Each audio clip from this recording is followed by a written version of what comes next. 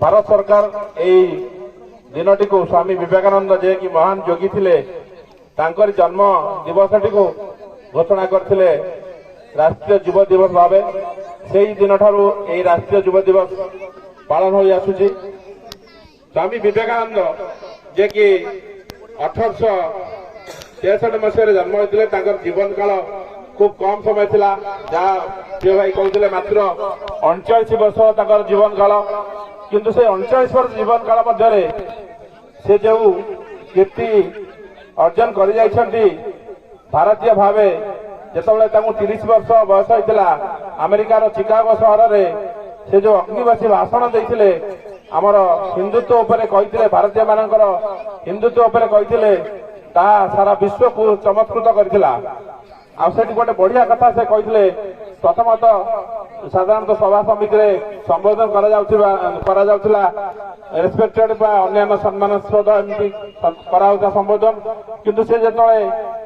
कहवा आरंभ करते समस्त को my dear brothers and sisters बोली कही संबोधन करते एवं जो अग्निबासी वक्तव्य थिला सारा विश्व को चमत्कृत करथिला। आ विशेष भाव युवक मानक से सब कहते जाग्रत हुआ सब जाग्रत हुआ जे पर्यंत तुम लक्ष्य स्थल तुम पहुंची ना से पर्यंत तुम प्रयास केबे भी छाड़ ना। तेणु मु तो अल्प कथा कहली भाईना अच्छा सार मैंने अच्छा जो मैंने कि विषय अनेक तथ्य देवे तेणु मु विशेष चीज कहूना ये कही मोर वक्तव्य शेष कर धन्यवाद। धन्यवाद। या पर अनुरोध करी डॉक्टर सुरेंद्रनाथ त्रिपाठी।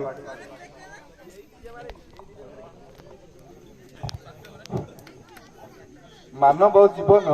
नुह केवल वर्ष मास दिन दंड कर्मे जीवनर कर्म एका तार जीवन मानदंड। आज नेहरू युव केन्द्र आनुकूल्य जिला स्तरीय जो कार्यक्रम छेड़ियागढ़ रे अनुष्ठित होछि तार जे मुख्य उद्योक्ता एवं आजिर पुरोधा सबुरी प्रिय भाई एवं मंचरे आसीन होइथिबा मोर